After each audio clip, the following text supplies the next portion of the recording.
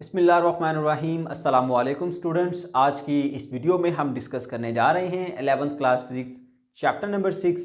Topic है जी हमारा आज का एरोफॉइल्स और ये एक एप्लीकेशन है बर्नौली इक्वेशन की। चलिए स्टार्ट करते हैं। आज आप सीखेंगे एरोफॉइल्स होता क्या है और इसके अलावा आप ये सीखेंगे कि एक एरोप्लेन ऊपर की तरफ कैसे मूव करता है, ऊपर की तरफ कैसे उसको पुश मिलता है।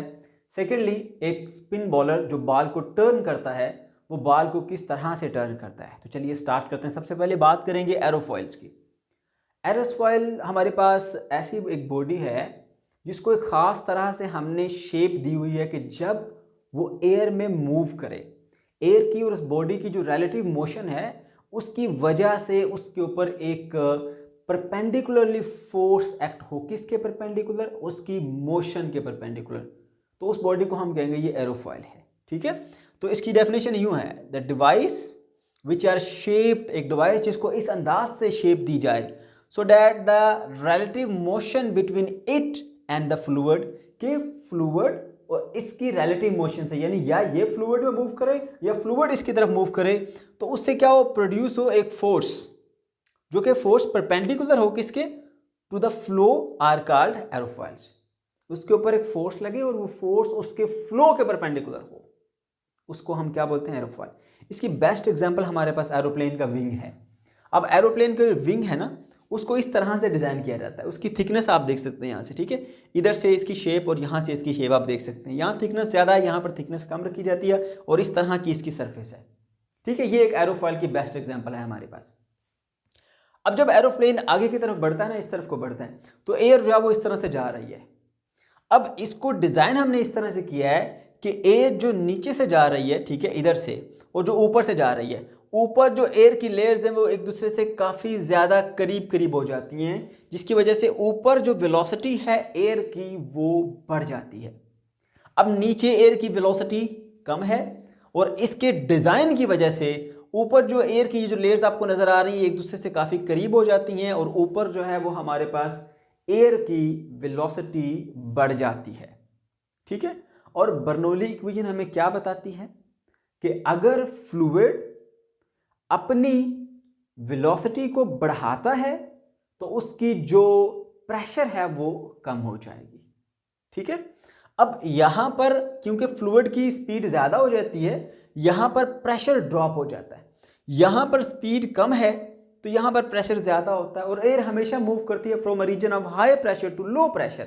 तो नीचे से ऊपर की तरफ इसको एक पुश लगता है। ठीक है, ये आपको अपवर्ड एक फोर्स लग रही है ना, ऐसे दिखाई दे रही है, ये ऊपर की तरफ पुश होती है और इस एरोप्लेन को ऊपर की तरफ शिफ्ट करती है। अब अगर देखा जाए तो एरोप्लेन जो मूव कर रहा है वो इस तरफ को मूव कर रहा है, लेकिन इसके ऊपर जो फोर्स लग रही है वो ऐसे लग रही है। तो इनके दरमियान एंगल क्या है, परपेंडिकुलर। ये देखें, फोर्स यूं लग रही है और ये इधर को मूव कर रहा है, एंगल कितना बनता है, 90 डिग्री का। अब मैं दोबारा से एक बार आपको बर्नौली इक्वेशन रिवाइज भी करा देता हूँ। वो हमें ये कहती थी कि sum of pressure, kinetic energy per unit volume, potential energy per unit volume वो कांस्टेंट रहता है। अगर देखा जाए तो ये एक प्रेशर वाली टर्म है, एक जो है वो हमारे पास वेलोसिटी वाली टर्म है, क्योंकि डेंसिटी कांस्टेंट है, 1/2 ऑलरेडी कांस्टेंट है। यहाँ पे ये हाइट वाली टर्म है क्योंकि इसके अंदर रो और जी दोनों कांस्टेंट होते हैं। तो एक प्रेशर वाली टर्म, वेलोसिटी वाली टर्म और हाइट वाली टर्म, इन तीनों टर्म का सम जो है वो आपके पास हमेशा कांस्टेंट रहता है। अगर आप एक को सेम रखें, हाइट को सेम रखें, तो फिर अगर वेलोसिटी बढ़ेगी तो प्रेशर कम हो जाएगा, क्योंकि तीनों का सम हमने सेम रखना है ना। ठीक है, अगर आपने एक चीज़ को बढ़ाया तो दूसरी चीज़ कम हो जाएगी। ठीक है, और अगर एक को कम किया दूसरी चीज़ बढ़ जाएगी। इसलिए जब वेलोसिटी ऊपर को जाती है अकॉर्डिंग टू बर्नौली इक्वेशन, तो प्रेशर को फिर नीचे आना पड़ता है ताकि इन तीनों का जो सम है वो हमेशा क्या रहे, कांस्टेंट रहे। ठीक है, तो यहां पर आपने देखा कि ऊपर जो है वो एयर की लेयर्स एक दूसरे से काफी करीब हो जाती हैं, ऊपर एयर की वेलोसिटी जो है वो बढ़ जाती है। राइट, अब ऊपर जो एयर की वेलोसिटी बढ़ जाती है तो एयर की वेलोसिटी बढ़ने से क्या होता है, एयर की वेलोसिटी बढ़ने से यहां पर प्रेशर कहीं ड्रॉप हो जाता है अकॉर्डिंग टू बर्नौली इक्वेशन। अगर वेलोसिटी ऊपर जाएगी तो प्रेशर नीचे आएगा, ताकि प्रेशर वाली टर्म, वेलोसिटी वाली टर्म और हाइट वाली टर्म का जो सम है वो आपके पास कांस्टेंट रहे। ठीक है, तो यहां पर ऊपर एयर की स्पीड बढ़ गई, स्पीड बढ़ने से प्रेशर ड्रॉप हो गया, नीचे स्पीड नहीं बढ़ी। ठीक है, क्योंकि इसकी स्ट्रीमलाइंस आपको सीधी नजर आ रही है, क्लोज नहीं हुई, इसलिए यहां पर प्रेशर जो है वो वेलोसिटी लो रहती है, प्रेशर हाई रहता है। ऊपर वेलोसिटी हाई हो जाती है, प्रेशर लो हो जाता है, तो नीचे से ऊपर की तरफ इसको पुश लगता है। ठीक है, ओके बच्चों, अब हम देखते हैं कि एक बॉल जो है, जो बॉलर एक स्पिनर बॉल करता है, ऐसे घुमा के फेंकता है, तो वो बॉल सीधा फेंकता है लेकिन वो बॉल इधर या इधर टर्न करके गिरता है। ऐसा कैसे मुमकिन है, अब हम वो सीखेंगे। ठीक है, तो पहले ये जानिए कि जो स्पिन बॉलर है वो बॉल को फिंगर के अंदर इस तरह से सेट करता है कि जब वो ऐसे फेंकता है तो बॉल न सिर्फ आगे जाती है बल्कि साथ साथ स्पिन करती हुई आगे जाती है, घूमती भी है। बॉल ऐसे ऐसे घूमती हुई आगे जाती है। जब बॉल घूमती है ना तो उसकी दोनों तरफ जो एयर की स्पीड है ना वो चेंज हो जाती है। एयर की स्पीड चेंज होने से प्रेशर चेंज होता है और उसके ऊपर एक पुश लगता है, बॉल टर्न हो जाती है। चलिए अब आपको डिटेल से समझाता हूँ। देखें, ये एक बॉल है, ठीक है, इस बॉल को बॉलर ने ऐसे घुमाते घुमाते फेंका।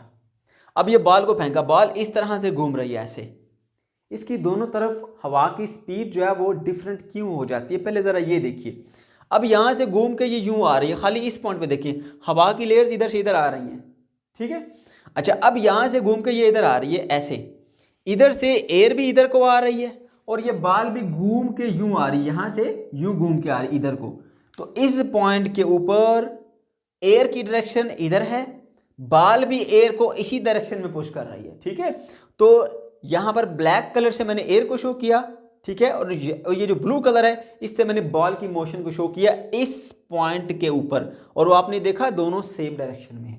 आपने रियल लाइफ में ये चीज ऑब्जर्व की होगी कि अगर एक ऑब्जेक्ट इस तरफ को मूव कर रहा है, आप उसको उसी डायरेक्शन में फोर्स लगाओगे तो उसकी वेलोसिटी बढ़ जाती है। एयर जो है वो पहले से इधर मूव कर रही थी, बॉल ने घूमते उसके ऊपर फोर्स लगाई, उसको थोड़ा सा मूव किया, ठीक है, उसी डायरेक्शन के अंदर, तो दोनों सेम डायरेक्शन में। तो यहां पर इसलिए इस पॉइंट के ऊपर या इस तरफ जो है वो एयर की वेलोसिटी बढ़ जाती है, वेलोसिटी ज्यादा हो जाती है। अब ये बॉल यहां से टर्न करते हुए नीचे से यूं जाएगी, ऐसे नीचे से यूं। अब नीचे देखिए, यहां से घूमते हुए जब वो यहां आई इस पॉइंट के ऊपर, उसकी डायरेक्शन किधर है, इधर को, इस नीचे वाले पॉइंट पे, इस पॉइंट के ऊपर इधर को है। और साथ में जो बॉल जो एयर आ रही है वो उसके अपोजिट है, एयर इस तरफ को आ रही है और बॉल उसको वापस पुश कर रही है ऐसे। तो आप सोचें, अगर एक ऑब्जेक्ट आपकी तरफ आ रहा है और आप सामने से होकर उसको उसके ऊपर फोर्स लगाती है तो उसकी जो वेलोसिटी है वो कम हो जाएगी, वो स्लो डाउन हो जाएगा, ऑब्जेक्ट आहिस्ता हो जाएगा। ठीक है, इसी तरह से आप देखो कि इस पॉइंट के ऊपर बॉल इधर को उसको पुश करती है एयर को, और एयर इधर को आ रही है, तो दोनों की जो है वो रिलेटिव मोशन से यहाँ पर क्या होगा, इस पॉइंट के ऊपर जो जो जो एयर की वेलोसिटी है वो कम हो जाएगी। बर्नौली इक्वेशन हमें क्या बताती है? बर्नौली इक्वेशन हमें ये कहती है कि प्रेशर, वॉल्यूम और हाइट वाली जो तीन टर्म्स हैं, इन तीनों का सम जो है वो आपके पास कांस्टेंट रहेगा अगर आप हाइट को सेम रखते हो। ठीक है, तो फिर अगर आपने वेलोसिटी को बढ़ाया तो प्रेशर कम हो जाएगा, वेलोसिटी को कम किया तो प्रेशर बढ़ जाएगा। अब देखो यहां पर इधर एयर की वेलोसिटी बढ़ गई, जब एयर की वेलोसिटी यहां पर ज्यादा होगी तो एयर की वेलोसिटी ज्यादा होने से यहां प्रेशर कम हो जाएगा अकॉर्डिंग टू बर्नौली इक्वेशन। यहां पर एयर की वेलोसिटी कम हो गई, एयर की वेलोसिटी कम होने से यहां पर प्रेशर बढ़ जाएगा। अब यहां पर प्रेशर ज्यादा क्योंकि वेलोसिटी कम है, यहां पर प्रेशर कम क्योंकि वेलोसिटी ज्यादा है एयर की, तो यहां से ज्यादा प्रेशर से कम प्रेशर की तरफ एयर इसको पुश करेगी, ठीक है, इधर को, तो ये बॉल जो है वो इस तरफ को मूव करती हुई जाएगी। अब भी अगर हम देखें तो ये बॉल आती हुई इधर से, हम अगर इधर से कहें ये बॉल यूं जा रही है, आगे को जा रही है इस तरफ को, इसकी मोशन इस डायरेक्शन में है, इसके ऊपर जो फोर्स है वो ऊपर की तरफ लगी, यानी अगर बॉल यूं जा रही है तो फोर्स परपेंडिकुलरली ऊपर की तरफ लगी इस तरह। ठीक है, तो ये बॉल को ऐसे टर्न कर देती है, इसकी वजह से बॉल टर्न होती है, लगती है। तो मोशन इसकी यूं थी, इधर को जा रही है बॉल और फोर्स इसके ऊपर अपवर्ड लगी इस तरफ को, तो ये बॉल ऐसे टर्न कर जाएगी इस तरफ को। ठीक है, इसी तरह पिच के ऊपर मैंने यहाँ पर 2 विकेट्स बनाई हुई हैं, यहाँ से बॉलर जो है वो घुमा के फेंकता है, वो बॉल उसको सामने वाले को लगता है कि सीधा बॉल आएगा, लेकिन वो ऐसे थोड़ा सा टर्न कर जाता है। वो टर्न क्यों कर जाता है? क्योंकि जब बॉल घूमती है, टर्न करती है, तो उसकी दोनों तरफ जो है वो एयर की जो स्पीड है वो डिफरेंट हो जाती है। एयर की स्पीड डिफरेंट होने से एयर का प्रेशर डिफरेंट होता है, और प्रेशर डिफरेंट होने से उसके ऊपर एक पुश लगती है और वो बॉल टर्न कर जाती है। तो बच्चों, ये था हमारा आज का टॉपिक। अगर कोई भी कंफ्यूजन है या किसी किस्म का कोई प्रॉब्लम है तो कमेंट सेक्शन के अंदर आप ज़रूर पूछ सकते हैं।